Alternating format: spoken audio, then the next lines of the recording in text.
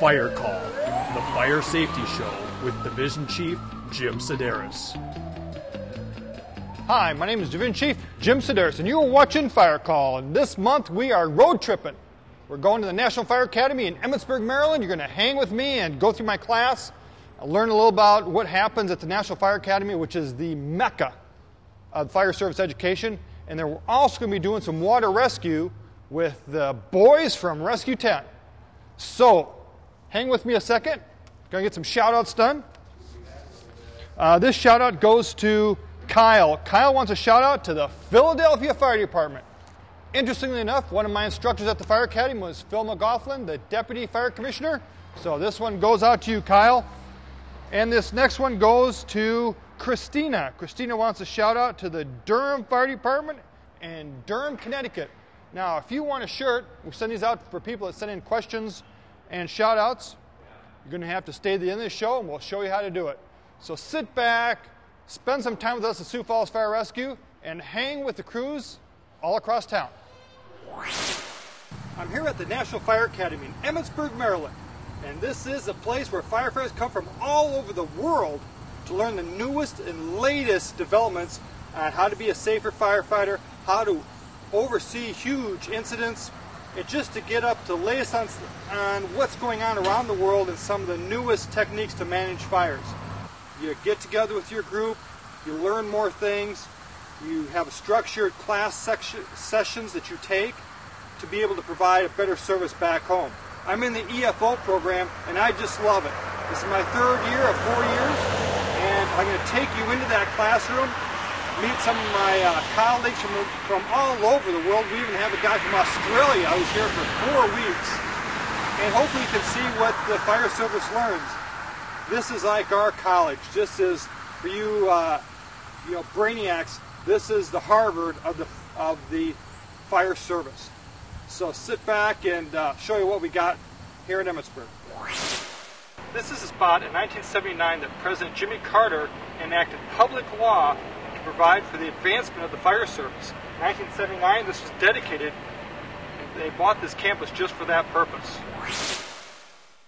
While at the Fire Academy, I was fortunate enough to interview Dennis O'Neill, the supervisor of the National Fire Academy. How many people do you have going through each year, roughly, through the Fire Academy?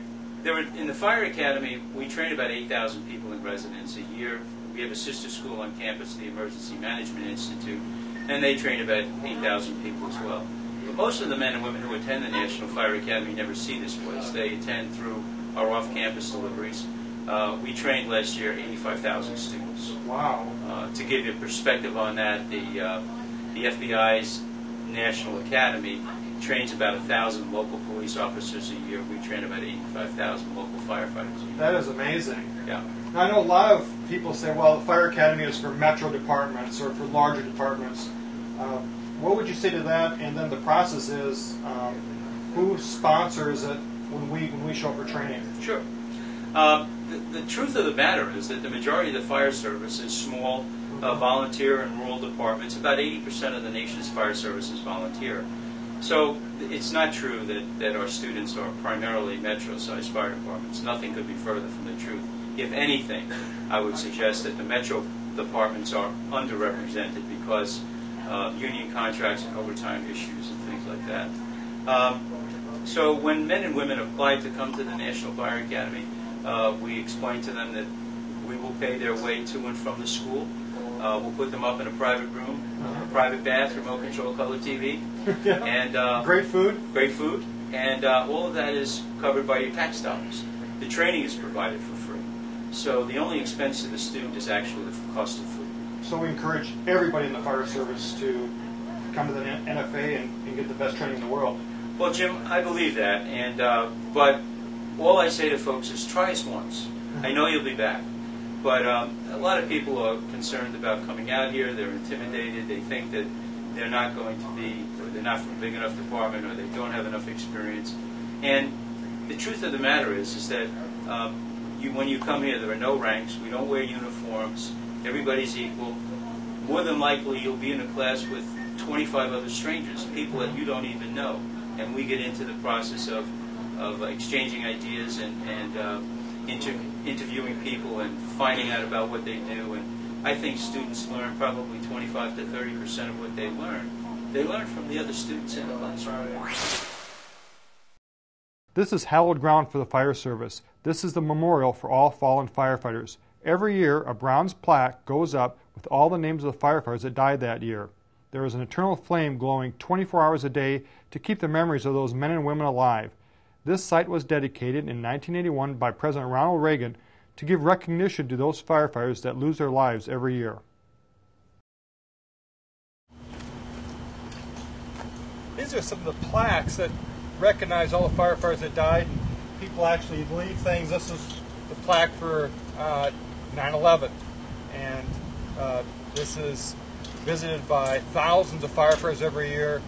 As firefighters come to the National Fire Academy to take their courses to learn more, they always come here to remember the fallen firefighters that have given their lives, and hopefully we can learn from what's happened in the past, and also try not to make some of the same mistakes that might have cost lives before. The education process is a pretty steep learning curve for the fire service, because it's something that there's no do-overs. If we make a mistake, lives are truly in the balance. It's not like we can wait for stock prices to rebound, or we can wait for the economy to change. For us, almost all those decisions that are made on the fire ground are truly life and death. There's no do-overs. You can't go back and say, "God, let's try something different." Everything has a consequence, and that's why the job of being a firefighter, being in the fire service, is such a core element of our communities, because we provide such a valuable service. This is amazing. I'm in class. One of my classmates is Stephen. Stephen, you're from? Australia. And what do you think of the whole program so far? Well, I'm here doing the Executive Fire Officer program, and it's a real great opportunity for me to learn about America and American firefighting, and perhaps give a bit of my culture and Australian firefighting back to you guys here in the States. What do you think is the difference, or what differences have you seen between Australian firefighters and American firefighters? Well, in a lot of respects, there's not many difference. They all play practical jokes. They've got a strong bond, a strong fellowship, and a strong degree of mateship. And so from that perspective, there's not much difference at all. There's probably a little bit of difference in our cultures and our attitude towards firefighting. We take probably a much more prevention approach in a lot of the way we do our business. But effectively, what do you mean by that? Well, effectively, we would do what we call a risk assessment, a dynamic risk assessment, before we would make a decision to go and do an internal firefight. We would not compromise the safety of our firefighters in any circumstances at all. And that's an ethic that we have right throughout our industry. And it's fair to say that's probably not just Australia, but in New Zealand and other Western countries. Where here I think it's subtly different, that if there's a risk to be gained, then it's worth taking the risk. Where I know in Australia we wouldn't take that risk. What's this program offer you, or what are you going to take back from it when you go back to Australia? Well, obviously the learnings. A lot of people want to know about America. You know, it's such a big country, and there's so many people, and the size of your trucks, and the size of your equipment, and the type of the people, and not dissimilar to the questions you're asking me now. People want to know about this country. They want to know the systems you use. We use a system called AIMS. You use a system called NIMS. There's parallels between the two, and people want to know the differences. People want to know about the culture of our firefighters. And we want to know all about Australia. It's like, tell us more. Well, we have kangaroos, and we've got koalas and wombats, and all that sort of thing. Australia, effectively, is, if you imagine a country the same size as your continent, same size as America, but only a tenth of the people living there. You have about 230 million people. We have about 22 million people living in our country, and a lot of those are on the seaboard. So effectively, if you like, in the central Australia, there's very few people living there compared to, say, in America. So the demographic is a lot different from a country perspective. We're so much smaller in the number of people, but certainly just as big geographically. Well, Stephen, thank you. And we have something very special, because we have so many people emailing us from Australia. You're on. Well, I've got a shout out today for the guys at Kangaroo Flat, which is just out of Bendigo in Victoria, which is my home state in Australia. So the guys at Kangaroo Flat, you get the shout out. And they actually sent a question while we were here at the Fire Academy. They did too. Great. Thank you, Stephen. Good on you, mate. Thanks, Jim. I'm with Mike Senchena. We spent the last 2 weeks sitting next to each other in a class all about major incidents. And Mike's from Vancouver, Canada. No, Vancouver, Washington. I knew it. I just had to Mike, tell us, what did you learn in this class, and what did you take back? It was a great class. What did we learn? It was essentially how to organize and manage major disasters, things that kind of go beyond the normal everyday shopping center fire or something, and can impact the whole region and decimate a department in a city if you don't know how to organize and plan early on. When you came here, did you learn a lot of new things, or is this just a rehash of stuff you knew before? Reinforce things that my community's had some disasters, and because of those has done a lot of training.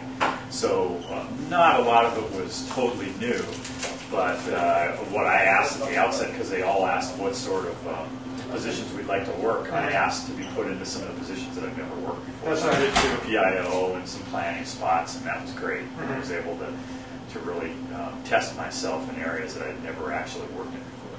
Yeah, and I noticed as the incidents got bigger and more complex, we were all kind of in those territories that we were pushing our level of comfort. We have a few questions about water rescue, so we are at fire station number 10, home of USAR 10, our favorite captain, Captain Jay Titus. Well, thank you, Jim. I love you, Jay. And you can see the folks in the background. We're doing some water rescue training. This question comes from Benjamin. Benjamin lives in Far Rockaway, New York. And he wants to know, does Sioux Falls Fire Rescue have any boats? And what are they used for? And do we have boats? Tell us about the boats, Jay. Well, Jim, we have two inflatable Zodiac boats. The one that you can see in the background, and we have another one that's identical to it. Here in Sioux Falls, we use jet drive engines on them, which means no propeller. Great. They have an enclosed propeller that forces the water out through an outlet in the back, almost like a jet engine, except you're using water. So it sucks it in and shoots it out. Right, and that's what does the propulsion on the boat. Okay. Which is nice for what reason? Why do we well, want to do that? For two reasons in Sioux Falls. A lot of our, they asked about body of waters. We have Skunk Creek and the Sioux River that flows through the city limits. Typically throughout the year, they're fairly shallow, so we need a boat and a motor that won't draft very much underneath the surface of the water, so we can get out from the shallows into the deeper water. And we have a lot of granite around here, so we don't Correct. want to take out a lot of rocks. And then the biggest reason for it is when we're doing rescue work, we don't have to worry about getting our patient into our prop while we're doing a rescue. Now you're almost one of these rescue daddies. You've been on every rescue truck. Yep. How long have you been in the department? 18 years, and I've been doing rescue for 16. And do you like it? Love it. Would you do it again? Oh, yeah. What advice would you have for a guy like Benjamin about getting into the rescue field? Well, I had my choice between hazmat and rescue, and I'm not very good at chemistry, so... Okay, Jay. Now, when we're working with these boats, what are things that we have? I mean, right now these guys are just having fun out there. What are some of the real concerns we have when we're looking, either doing an operation for looking for someone who might be submerged, might be drowned? What are some of the things we have to consider when we start to do those kind of operations? Well, typically we follow a rescue sequence, and it goes reach, throw, row, then go. Basically what that means is if we can reach them with an object from shore, we'll do that first. Then if we can reach them by throwing a throw rope to them, which we carry on USAR 10, our truck that comes with the boats, we'll throw a rescue rope to them, bring them into shore. Then the row part means the next step in the sequence would be actually put a boat in the water and go after them. And then the very last one, a go rescue, is when we have to actually send a rescuer into the water himself to effect the rescue, which is the most dangerous. That's why any shore-based operation is a lot more safer for our guys. And then depending on how the incident plays out, we may have to risk more to save more and actually put a rescuer in the water. And once that rescuer comes up to that person in the water, that person's going to want to get out of the water and actually push the rescuer down in some cases, so they have to be highly trained on what to do in those scenarios. Correct. So they don't get into trouble themselves once they get to the patient. It's also our policy, anytime we're near the water, we have to wear a personal flotation device. You bet. It doesn't matter how good a swimmer you are. These guys, before they come, water rescue technicians have to take a swim test, things like that. But when we're out doing a rescue, they're still using their proper protection equipment. This next question comes from Thomas. Thomas lives in Pass Christian, Mississippi. And I can tell he's from Mississippi. He wants to know, ready, Jay? Yes, sir. Do y'all have a dive rescue team? Do we have one? No. Okay, next question. Yeah, move on. No, Sioux Falls Fire Rescue, we do not have our own dive rescue team, but Minnehaha County Civil Defense does. Which is where we're part of. We're part of Minnehaha County, and we try to train at least annually with the dive team. And there's a lot of different times throughout the year that we work together. Now, do they dive off our boats, or do they have their own boats? They do have one of their own boats, but there's been quite a few times in the past where they have used our boats. And the inflatables make nice platforms for divers. Right, nice stable right. platforms. And normally what they'll do is, especially if they're diving in the river, a lot of times they'll be tethered. We'll tend their lines for them. Just support them any way we can. And as we talk about equipment, this is going to lead us right into our next section, Truck of the Month. Use our tip.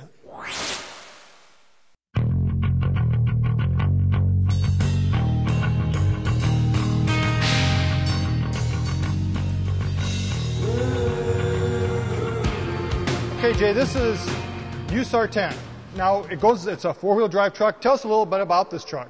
Well, it's a four-wheel drive, one-ton truck, and basically it hauls all of our water rescue and high-angle equipment for this station, and we use it to tow the boats. Okay. To get back to where we need to. A lot of times, depending on whether it's on Skunk Creek or the Sioux River, a lot of those areas aren't very easily accessed, so we have to do a little four-wheeling to get back to there. Well, Ryan, you're on deck. Crack open a cabinet. Let's see the compartments.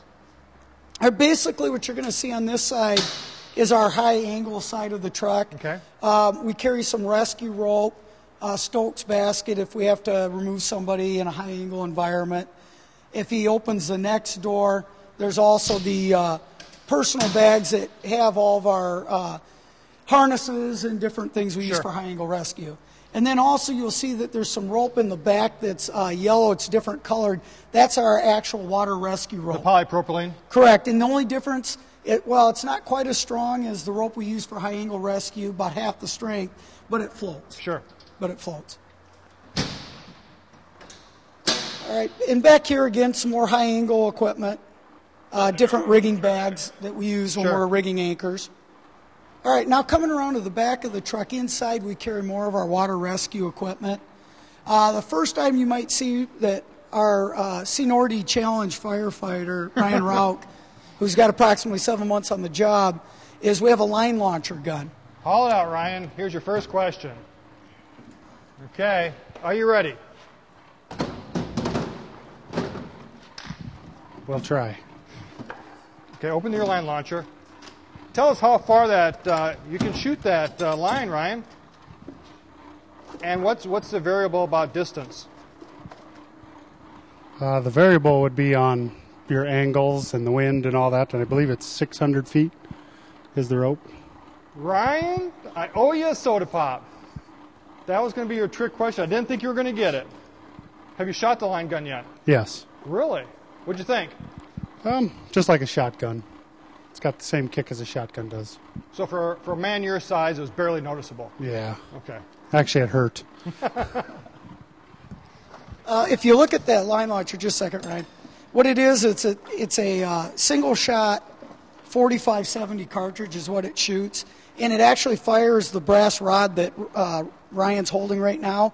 And then attached to it, you'll see a little bit of the string that's on that one. That's actually in the canister on the front of the gun. And so what we'll do is if we need to get some lines across the river, we'll shoot a line across with the smaller lightweight line, and then we'll attach two half-inch Kern mantle ropes to it and pull them back across, and it just gives us a real quick way of deploying ropes across the river. Designed by the Navy to link up supply ships to military ships. Correct, right? Yep, made by Bridger. Okay, so, Ryan, let's see what and we actually have two of those on the department. Oh, you know what? One of our shows, we actually shot off for a hazmat spill crossing the river. Yep, we'll use it for that to pull the booms across. Okay, next item we'll have Ryan get is a cold immersion suit. And what we use these for is here in sunny South Dakota during the winter, we get some pretty frigid temperatures. A lot of times here it'll be below 10 below zero. So if we have to do an ice rescue, this is the outfit that the rescuer will wear. And these were also designed by the Navy. for surviving immersion into the oceans if a ship went down. The first ones, the old orange ones, were actually designed for the North Sea. Correct. Oil rigs. Yep. And they keep you warm, unless you have a pinhole leak, and you can That's find right. that right away. Yes. And so earlier in the show, we were talking about the rescue sequence of, reach, throw, roll, then go. When we do an ice rescue, a lot of times the patients will become hypothermic before we can get to them. So it really doesn't leave the reach, throw, Because they can't physically hold on to a rope at all. Correct. So that is the one case where a lot of our ice rescues or go rescues where we'll actually put a rescuer in this immersion suit, put a line on him to tether him so we can always help pull him back in, and he'll actually physically go out, slide across the ice, get into the water, and get to the patient. And probably this winter we'll come out, we'll throw Ryan in the ice, cut a hole in the ice, toss him in, and maybe we'll do some rescuing with him. See how he does, and we'll give him one You of up our for that? leaky suits, too. Yeah. Then another item is we have throw bags, and pretty simple device, but we actually have these on every engine company in Sioux Falls besides us, and a lot of times you can affect a water rescue just with this simple device. Because Sioux Falls is surrounded by water, essentially. Any truck could be a first in on a water rescue. Correct. The river runs through just about every engine company's response territory. So if they can get out there and if the patient isn't that far out, they can throw this throw bag to them, patient holds onto it, and we just pull them to shore. Sure. And we've actually effected a few rescues that way. Okay. And probably last item we'll show is one of our wetsuits. And when we use the wetsuits are during the summertime. Now, when the guys difference are out. between, it's pretty obvious, but the difference between a wetsuit and a dry suit. Yeah, like you said, it's obvious, but You get wet wearing the wetsuit. That's right. You get wet wearing the wetsuit, but they do add a little bit of thermal protection in there. Sure, that water essentially gets between the neoprene and your body, warms up a little bit, so it works really well. Yeah, But because for an ice rescue, you're not going to last very long. right, and the thing is, even in the summertime in South Dakota, if you look at a lot of our bodies of water, the water temperature is probably in the 70s. You can even get hypothermic in that warmer water. So the guys will wear a wetsuit. Tell us about the boat. Well, this is one of two. One of two of our Zodiac boats. Like we talked about earlier, we kind of went with the inflatables because they fit our response area. A lot of times we'll have shallower water that we have to get through to get into the deeper channels of the river or Skunk Creek, or even if we're doing a lake rescue. And the Zodiacs fit the bill. They're very light. And Jim, you were in water rescue earlier in your career. A lot of places on the Sioux River, we just don't have boat ramps every half mile. And four people can pretty much hump this down about anywhere it needs to go. Right. We can carry it down. The Sioux River has a lot of trees near it. We can carry this right down through the trees and launch it right in the water. Now, I know Thomas is going to ask about parbuckling. So let's just talk about this. And if we need to have Ryan back over here because he's kind of the guru. He knows everything. And darn it, he's just so fun too. Tell us about this. Yeah, parbuckling is just a fancy term for extricating someone from the water into the boat. Sure. And in the old days, like you probably remember, we actually had to use ropes to do this. And I think that we've probably seen it in a rescue magazine here in Sioux Falls, but we'd seen an article where they were using plastic snow fence. And we have lots of that in South Dakota. Yeah, we don't get any snow, so we use it for this. So essentially, we're going to bring the body up next to the boat. Correct. And we'll usually come in. And they'll be in the water, of course. They'll be in the water, and we'll usually come in so that they're head first. And we'll bring the boat right alongside them, and they'll actually slide right into this net. Once they get into it, where we think we've got them secure, we just pull on the two pieces of webbing and pull them right into the boat. Works very good. Works very well. Getting someone in a boat, especially a body, can be quite a chore, especially if they're unconscious. They're unconscious, the water's cold, there's just all those issues. Yep. And kind of a unique feature on these boats, we carry one of these boats uninflated, and we usually will set it inside this boat, but these boats have a quick fill system, We're designed for rescue. So this is a quick fill system right Right, here. it's just a scuba tank, just your regular scuba tank attached, and we can hit one valve. We just have to turn a couple valves up here to inflate, and it'll inflate this entire boat in a matter of, well, probably less than a minute. Sure. Let's talk about the one thing I want to talk about, because I know everyone's going to want to know. We talked about the jet drives. Explain the jet drive to us. Now this is just bungee corded here, but yeah, that's just to secure it while we're in transport. But this particular engine that's on this boat is a 30-horse Johnson Rescue Pro, and it's a little different style jet drive than the other two engines we use. But as you can see, it doesn't have an exposed prop. It actually has an impeller inside, and it has a water intake. So the water intakes can come in through the bottom? Correct. The water comes in through the front here, and the shaft of the motor runs that impeller, and then it shoots the water out in a stream behind it.